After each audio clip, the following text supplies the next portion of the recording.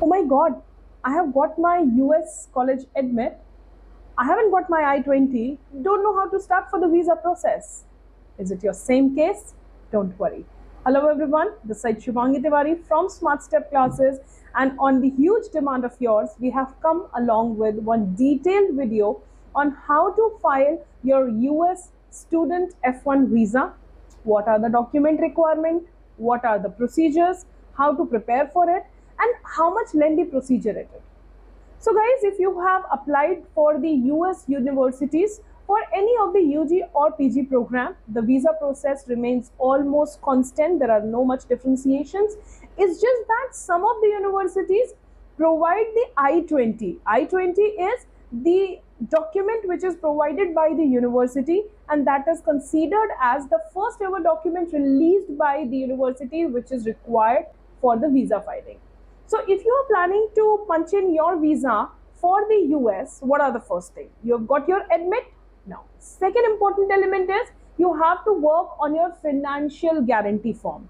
Now, financial guarantee form is basically a document which seeks information on that if the admit has been provided to the candidate, if you're planning to start your education, do you have the sufficient funds to fund your education? So who is going to sponsor your education? There are most likely 2 to 3 ways on this. First, you are taking an education loan, you are taking the collateral loan, your parents are sponsoring it, or your siblings are in sponsoring it if they have the opportunity to do that, right? So once you are providing the financial statement, now how much fund you should show? कितना fund हमें दिखाना चाहिए? So always remember that whenever you are planning for the fund requirement, so let's suppose आपका admission has been granted in BSc in computer science, right? Or BSc in artificial intelligence, or BSc in data science. So technically, if you will see, all these three programs falls into the category of the CS department. So CS department में उस university में सबसे ज़्यादा cost जिस tuition fees की जिस programme की है, आपको अपने I-20 में वो amount plus your living expense दिखाने होते हैं. At time, I have seen the confusion in the students that they have the idea that I have to show the amount which has to be the total 4-year tuition fees. That is not true. That is not right. You just have to show the required fund, and most of the university has that procedure that they will give you in writing at the time of your I-20. जब आप अपना offer letter check करेंगे, उसमें they have clearly mentioned that to get the I-20, you are supposed to show this much fund in your bank account, right? So there will be two documents required for getting a successful I-20. First is your financial guarantee form, which will be given to you from the university itself. And second is the bank statement showing that sufficient fund. US cases में it is not important, it is not mandatory to mature the fund. ऐसा नहीं है, unlike other countries, हर country के visa rules जो है वो अपने अलग होते हैं. US के अगर rule की बात करें, so they have a very clear instruction. They do not require the maturing of the fund. So you don't have to be really worried about कि mature fund नहीं है मेरे पास, so I cannot get it. This is not going to be the case. Now, once you will submit these two documents to the university will release I-20. Now, I-20 will have the SEVIS ID on the top left. So SEVIS ID जो होती है उसके बिना आप अपना visa पंचन नहीं कर सकते हैं. Once you have received the I-20, now there are certain things you have to do. First is creating a CGI login portal. Make sure that you are getting the guided help from the experienced people in this field so that you don't commit any mistake. Once the profiling is being done, there will be an option to ask कि आप अपने passport का जो stamped passport है, would you be liking it to be delivered at your address, or you would want to handpick it, or you want to collect it yourself physically, right? You have to check it as per your convenience. हालांकि premium delivery भी अगर आप लेते हैं तो that would not have any issues, because that's also a very smooth procedure. जैसे ही अपना CGI login portal create कर लेंगे, after that the time comes in for the MRV fees. Now MRV fees is the visa fees which goes to the embassy, which is $160 US, and the dollar rate are also very clear. They are not been taken on the basis of the daily rate of the exchange rate. No, they would be considering it as the standard rate, which will be already quoted in your CGI portal, which is most likely 80, 85, 70, it depends. But वहाँ पे आपको clear mention मिल जाएगा that $1 will be considered into this much.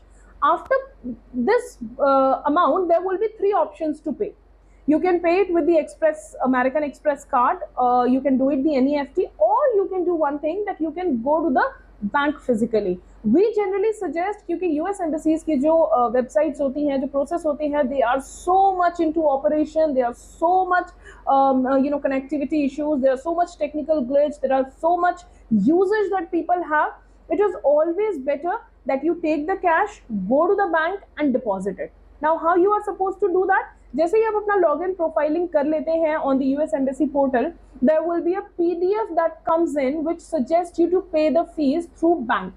जैसे ही आप उसको click करेंगे, there will be an option coming, you just have to download it, that will be having the CGI application ID, right? That remains constant for any student lifetime, it does not have any change.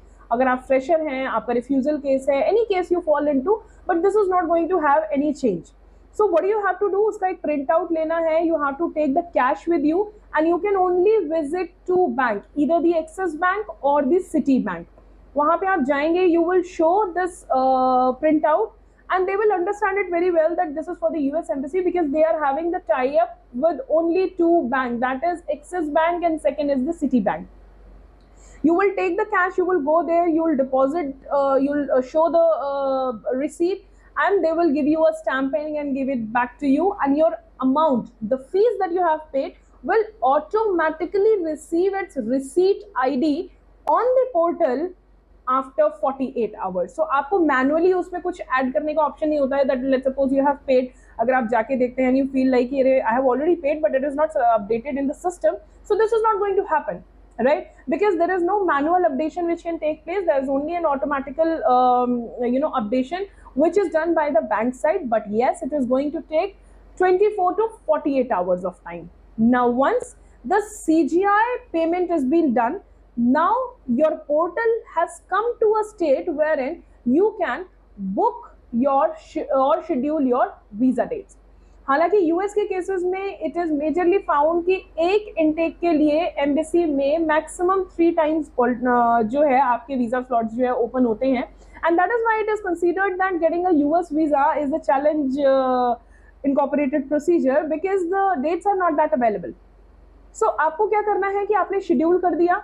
अब अगर आपको schedule नहीं मिल रहा है, it is always advisory guys to take the help of the visa expert, to take the help of your consultants, to take the help of your people out there जो भी आपका case handle कर रहे हैं, because they have the right people to get your scheduled book, right? आपको दोनों schedule एक साथ ही मिलते हैं. Earlier it was an option कि आप अपना बायोमेट्रिक भी चूज कर सकते हैं और आप अपना ये वाला ऑप्शन भी चूज कर सकते हैं कि आपको अपना कॉन्सुलेट इंटरव्यू कहाँ चाहिए. बट अब ऐसा नहीं होता है. You just have to check and book one date and that is a consulate interview. उससे 2 दिन पहले, 3 दिन पहले या मैक्सिमम 1 वीक पहले आपको बायोमेट्रिक का डेट प्रोवाइड करा दिया जाता है. बायोमेट्रिक का location and the interview location most likely happens to be at the same place. However, biometric is only been given, it is valid for good 10 years. So if you have already given your biometric, if you are a refusal case or you are reapplying for the visa, then you don't have to repeat it if the duration of 10 year has not been completed. So you don't have to do that. After getting the biometric done, बहुत से बार क्या होता है, the students are into the dilemma that they don't feel like, they feel that this is the only procedure, right? So they go for their interview and lately when they come, then they realize during the interview that DS-160 and SEVIS has not been done. Most of the students do that they do not fill in the DS-160 form or SEVIS. But remember, if you are applying for the F1 slot services, make sure that before the biometric happens, you should be booked with the DS-160 as well as the SEVIS ID.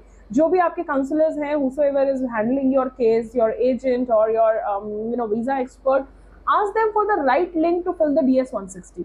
DS-160 का again fees है, that is $160, and SEVIS fees is $350. दोनों documents में से एक भी document अगर आपका filled नहीं होगा, you would not have the right profile to get a grant of the approval on your profile. So don't keep it that longer. जैसे ही आपका कॉन्सुलेट बुकिंग हो जाता है, जैसे ही आपको लोकेशन बुक हो जाता है, immediately go fill in the DS-160, क्योंकि DS-160 का नंबर जो है वो आपको मिलेगा, that is starting with AAA. It is a 16 digit of alpha numeric value. वो आपके CGI पोर्टल में अपडेट होता है. At time student feel like कि हमारा वीजा हो जाए, एक बार मेरा अप्रूवल आ जाए, because $350 is a good amount.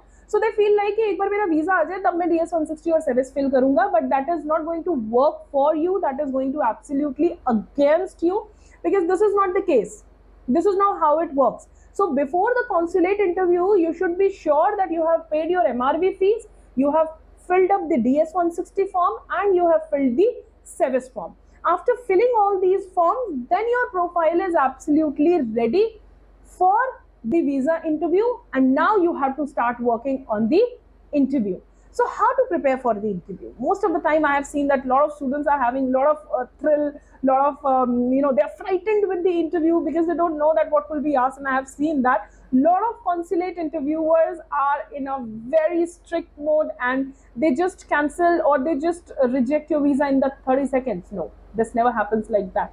It's just that you have to be very sure on few parts. Do not give any repetitive answer. Do not give answers which everyone is giving.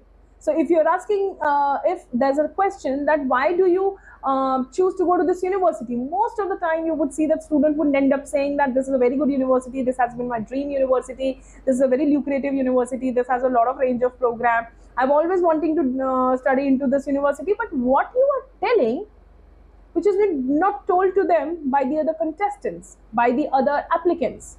So your answer should have the exact relatability which can convince the listener or the interviewer that yes, it is important for you to get this visa. So let's suppose if you are planning to study for the CS program in Arizona State University. So why this university? This university comes under the world ranking. This has the best infrastructure. The program and the credit offered to me in this university are meeting my requirements. Talk about some professors. Talk about their culture of education. Talk about what is so specific. Talk about industrial relations. So talk something exclusive about that university. Do not give generic answers. If they're asking you who's going to pay your fees, be very sure to mention that my parents have enough fund to fund my education for 2 year or 4 year, whatever education length that you have been enrolled for, right? One again very common question that is being generally asked: what do you plan next for after this program? So what should be the ideal answer? The ideal answer should always be that I plan to get myself educated and studied and upgraded on my skills from US, and I would have all the plans to come back to India to provide my fair share to the industry, because India has been a developing country and we see India as a developed country in the near future. If you talk about the infrastructure, the technology, they have enough to offer the graduate like me. So I would like to explore the career opportunities in my country itself. Never ever mention that I would like to go there, I would like to take a work experience. Never mention that you would like to take the work experience. Next, let's suppose you are applying for the veterinary science, right? So if the question asks you, the interviewer asks you that why do you need to have this as an education, why do you want to study the veterinary, have a strong sense of answers. Make sure that I have always felt an additional devotion in myself towards the animals, and I would like to convert this passion or enthusiasm in serving this kind. However, my country also have certain programs, but of in the veterinary science, but the kind of level of education and the quality of education I'm looking for, I would be able to serve with this in the applied US university. So always have your own answer. Do not give a generic answer. Have confidence in your voice while you are delivering the answer, because confidence something acclaims that whatever the speaker is speaking is true to its pure value, right? So always have this approach, guys, wherein you answer them confidently, maintain an eye contact, do not overshy, do not be over friendly, have a firm body language, and trust me, if you prepare for your visa interview this way, there's nothing which can stop you flying to your destination, US. Thank you.